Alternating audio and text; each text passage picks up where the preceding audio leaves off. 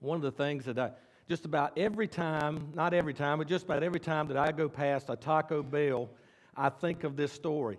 My mom would pull into Taco Bell sometimes after getting off from work and get her a couple of tacos to carry home for her supper that night. And she pulled in the drive-through and ordered, she said, I'd like 2 hard-shell tacos, and that's it. Pardon me? The answer came back. I'd like 2 hard-shell tacos, please. Ma'am, could you repeat that? And I'd like 2 hard-shell tacos, please. And the answer came back this time, ma'am, we don't sell tacos at McDonald's.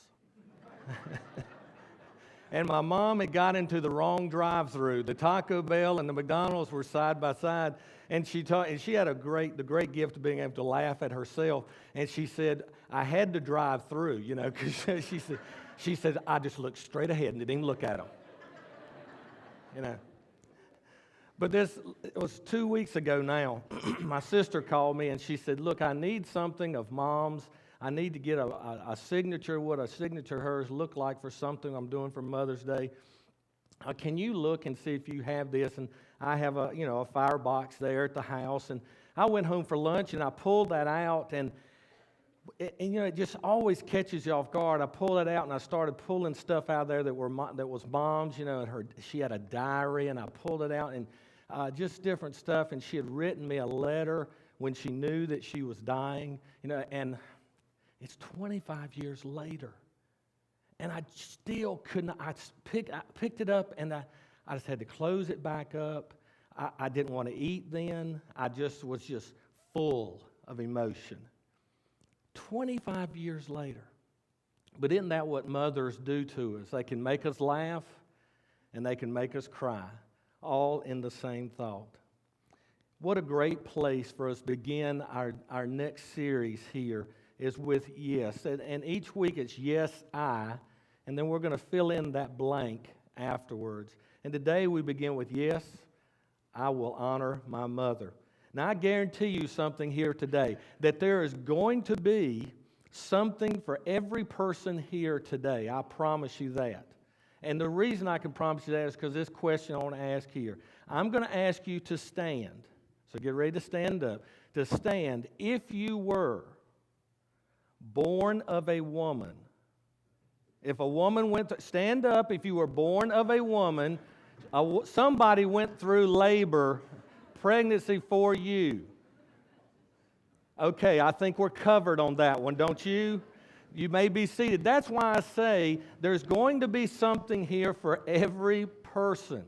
Every person, there's going to be something. This isn't just for mothers. This is for everyone. So we're just going to jump right into this. Going to jump around to a number of scriptures. Probably going to be hard for you to turn and keep up with me there. Might be the best thing is just to jot these down on your bulletin or your note-taking, and then look back to them this afternoon. Ephesians chapter 6, verse 2 and 3 says this: "Honor your father and mother, which is the first commandment with a promise, that it may go well with you and that you may enjoy long life on the earth." That's not a bad promise, is it? That if you obey your parents, that things will go well with you and you enjoy a long life. God chose one of the big 10, the 10 commandments, to address how we interact with our parents, how we are to obey them. Because he knew how pivotal it was to a good life and to a good civilization, that we honor our parents, obey them. The word honor means to esteem and value as precious, to show respect, reverence, kindness, courtesy, and obedience. A lot of things there. And if we want to honor our moms, our mothers, there are 2 things we need to grasp here today. One, there are many kinds of mothers. There are many kinds of moms. There are your biological moms. There are stepmothers. There are single moms. There are adoptive moms. There are foster moms. We have spiritual mentor moms who have been there for us in our lives. There's so many different kinds of moms, And for most of us, we have several of those in our lives that we need to think about today. And the second thing I think we need to grasp this, if we're going to honor moms all of our lives, is this. At each state of your life, your relationship to your mother changes. You have the one relationship was when you were a child, of how you interacted with your mom and with your dad. You have another relationship as a teenager. You're starting to grow up and get up to where you almost can look into their eyes, straight across into their eyes. And things begin to change there. It's not the same as when you were a child. But there's also a relationship that you have with your mother and your father, because I want to go back and forth between moms and dads today on this, is that your relationship you have with them when you're an adult, how you interact with them for an adult. And if we're going to honor our moms for the rest of our lives, then we need to understand that we're in different stages, and how we honor them is different. So I want to jump in here and look at how we can honor them in the stages of life that we're in. First one is this: honoring mom or your mother when I am a child. When I am a child. So our young people in here today, this is your place to sit up and listen here on this one. Ephesians 6:1 says, children, obey your parents in the Lord, for this is right. Colossians 3:20, children, obey your parents in everything, for this pleases the Lord. A child can honor by obeying them. And the key phrases in these two verses that we looked at here is number one of them is in the Lord. This is God ordained. This is from God that we do this. But it's also, and I can already feel that question that comes back from young people, well, what about if they're asking me to do something wrong? What if they're asking me to do something immoral or illegal? Well, that's why it says in the Lord. If they're asking you to do something with that, then our allegiance and our obedience to God rises above that. Another key phrase here is that it says that it is right. See, God is not a God of chaos. He placed parents over children so things would run smoothly. That's the kind of God that He is. He gives us institutions that will run things. That's why He gave us family to take care of that. The church, there's an order in the church. There's an order by governments being over lands, because so there will not be chaos. And all are structures of authority. Another, it says it pleases the Lord. Whether it pleases you, whether it pleases your parents, really makes no difference. It says that it pleases the Lord. And that raises it to a higher standard, young people, that we obey because it pleases God. Very important thing here. Notice that it doesn't say obey when they are right. Obey when you agree with it. Obey when it is convenient. Look, every parent has flaws. Those of us who have grown older, we know that our parents were not perfect. We look back and we see some of the flaws they had. But that's the nature of authority. The best thing we can teach our children is to respect authority. Respect the position, even if you cannot respect the person. And young people, if you do not learn that, you are in for one tough life. If you can't respect the authority of a position just because you don't respect the person, you're in for a lot of hard knocks.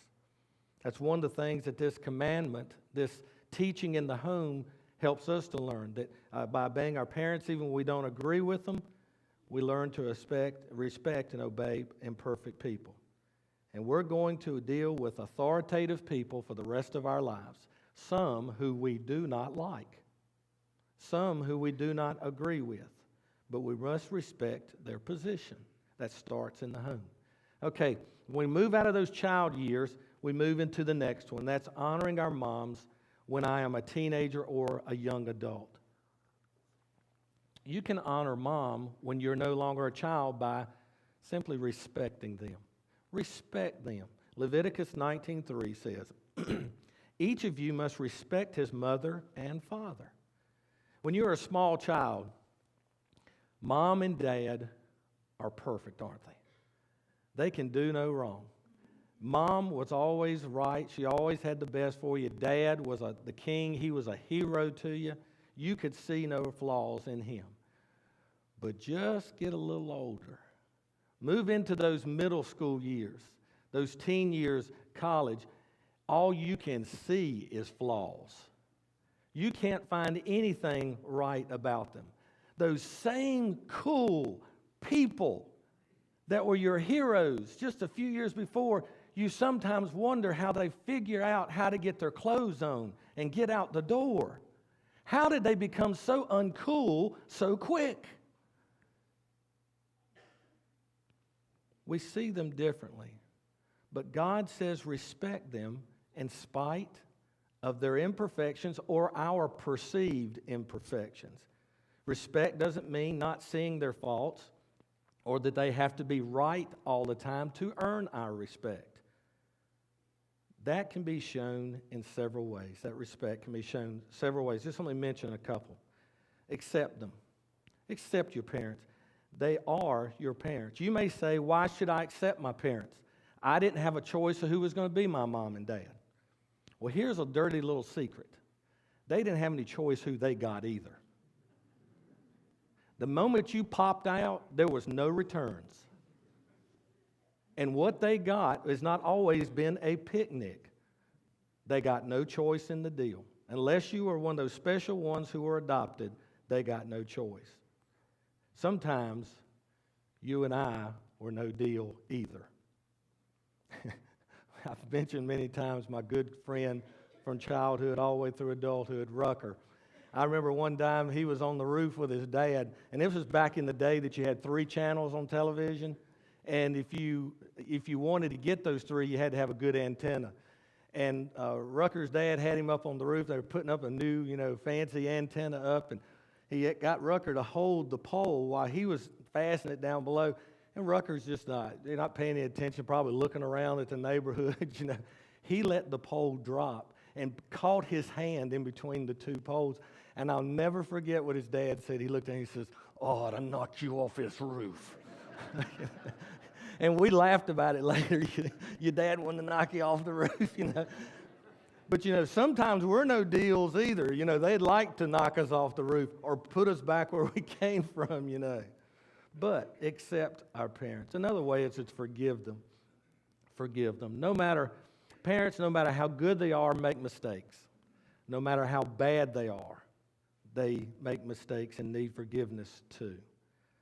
We need to forgive them not only for their sake, but for ours. We need to forgive for our sakes.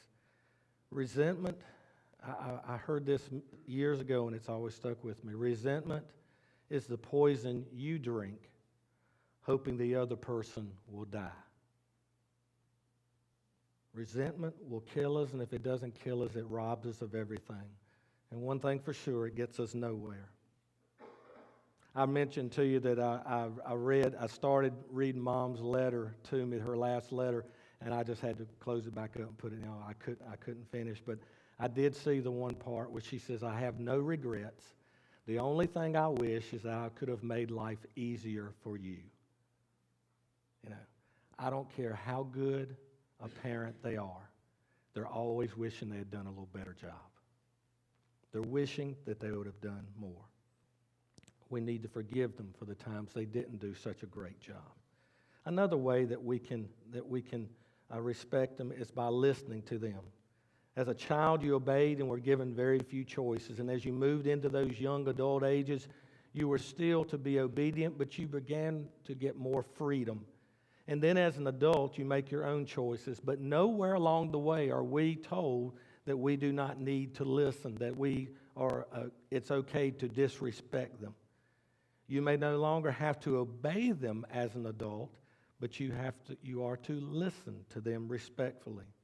And as a teen and college student, you need to listen to their instruction. Listen to these 2 verses. Proverbs 13:1 says, "A wise son heeds his father's instruction, but a mocker does not listen to rebuke."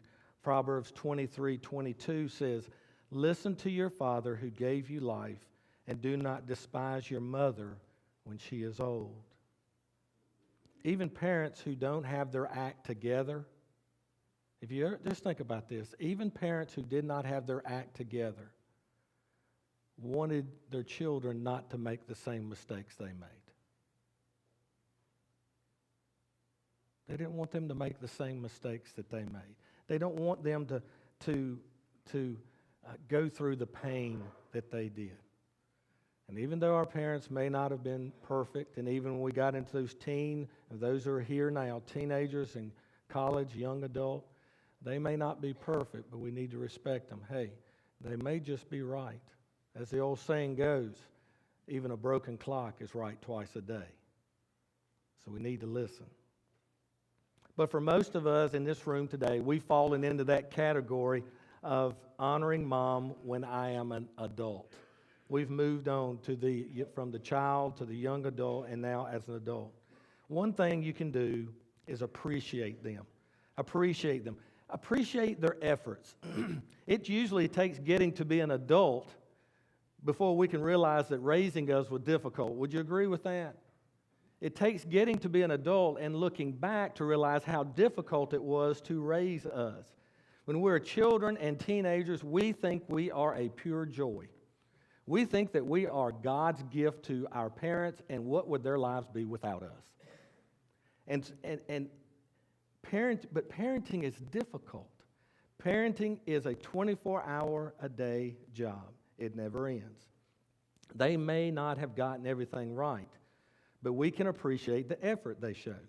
I read this illustration this week that it was talking about the big redwood trees out on the west coast, that when one of those are cut down, that you can look at the growth rings. And it may be true of all trees, but you could look at the growth rings and you could tell the years that had been years of drought, the tough years, the crisis years, because the ring was very narrow.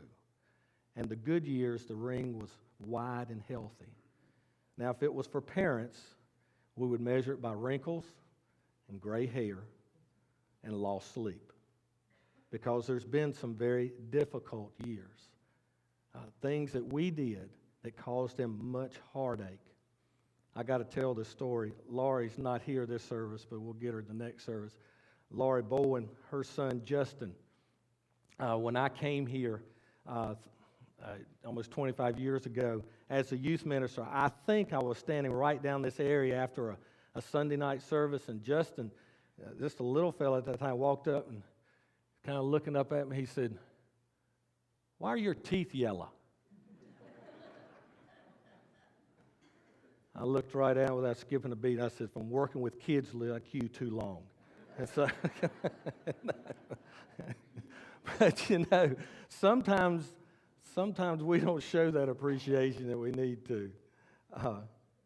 Another thing that we can do is appreciate their sacrifice. Parenting is expensive. According to the 2014 U.S. Department of Agriculture study, the cost to raise a child to 18 years of age is $245,000. That's almost $250,000. That doesn't include college, and then when they move back in with you after college. So that doesn't even go in, that you don't even factor that in. To raise you was a major investment of time and money with no guarantee of the outcome, but they still made it. Proverbs 23:25 says, "So give your father and mother joy. May she who gave you birth be happy." Think about that. That we want at the end, as their life goes on, we want them to be proud. We want them to be happy. Bring them joy. Parents have an intense need to know that they have had an impact on your life, that the investments and sacrifices they made meant something, and they need to hear us. Another thing, a way to honor your mom and dad, is when you're an adult, is provide for them. As time passes, the roles reverse. I mean, it is just part of the natural and designed order of life. They took care of us when we could not take care of ourselves, and then when the day comes that we need to take care of them, we do it. We provide. That's the natural order of things. God designed. Parents are to care for their children. Husbands and wives are to care for each other. The church is to care for widows and orphans. And God has set up something all along the way. For example, 1 Timothy 5, 3 and 4 says this. Give proper recognition to those widows who are really in need. But if a widow has children or grandchildren, these should learn, first of all, to put their religion into practice by caring for their own family. So repaying their parents and grandparents. For this is pleasing to God. So you never get away from that. Skip down to verse 8. It says this. If anyone does not provide for his relatives, and especially for his immediate family, he has denied the faith and is worse than an unbeliever. That's strong language. He says, if you do not take care of your parents, and even says your immediate family, he says it's just like the influence of the gospel has made no impression on you. Never ever forget the image in your mind of Jesus hanging on the cross with literally the weight of the world on his shoulders, looking down at his mother and saying, this is a paraphrase, saying, Mom, John's going to take care of you. He was caring for his mother in his darkest hour. Never, ever forget that. Bring your mom and dad joy. Please God by caring for them when they're older. All right. Let me wrap things up here today with a confession. I grew up, and even as a young minister, thinking holidays like Mother's Day and Father's Day were happy days for everyone. I mean, why wouldn't they be? But they aren't, are they? They can be tough days. Some of us struggle with these kind of days for different reasons. Maybe it's because of the pain of being reminded that that person, that mom you love so much is no longer here. And even though we know they've gone on to a better place, we still miss them terribly. So this can be a tough day. But for others of us, it's the pain of celebrating Mother's Day or Father's, and the truth is we didn't have one that we feel worthy of celebrating. And it has caused us maybe to question God and His love for not providing a better parent in our lives. Now, I want to share a couple of statements that I don't expect to make all the hurt go away or nor to make all the questions go away, but I hope you will consider them at least. And the first statement is this. God had a plan for every day of your life before you were born. It's not the first time you've ever heard that. Psalm 139, 13 through 15 says this. For you created my inmost being. You knit me together in my mother's womb. I praise you because I am fearfully and wonderfully made. Your works are wonderful. I know that full well. My frame was not hidden from you when I was made in the secret place, when I was woven together in the depths of the earth.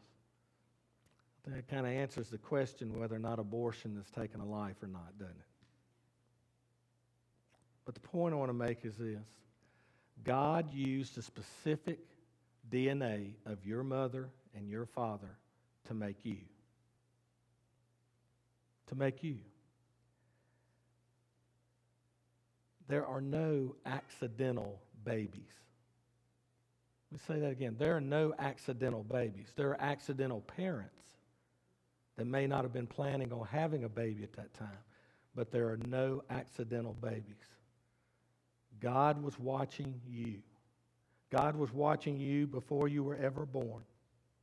God was more interested in you than He was the parenting skills of your mom and dad. And even though you got here with some bumps and some bruises and learned from, maybe had to go through the school of hard knocks to get into this world because of the failings of a mother or father, you're still here. And you're here the way God wants you to be, ready to serve Him. There are no accidental babies in this world. And the second is this. Consider this statement. Face it. Don't fake it. If you, in a crowd the size of our church, there are people who had a mom or a dad who hurt them very much, either by being absent or abandoning them or not giving very much love and care, or could have just flat out hurt them physically, sexually, or emotionally. And to those people, I say, I am so sorry. There's no excuse for that, for what your parents failed to do. But as I back up again and say, we need to forgive and move on, not so much for their sake, but for us. We need to face it. Don't fake it. Don't punish the people that are around you because you haven't faced what happened to you as a child. Don't punish yourself anymore for what happened when you were a child. You know, there's a verse of Scripture I want us to close with today. And it's for those who came from every walk of life, who had the greatest mom and dad in the world to an absent mom or dad, to those who were just kind of average, who knows. There's a verse of Scripture for every one of us here. I want us to stand together. I want us to recite it together, and then we're going to sing together. Let's stand, and we'll say this verse together. And I hope that you know that it is real and that it is true for all of us. Say it with me. Even if my father and mother abandon me, the Lord will hold me close. Let's say it again. Even if my father and mother abandon me, the Lord will hold me close. Let's sing together.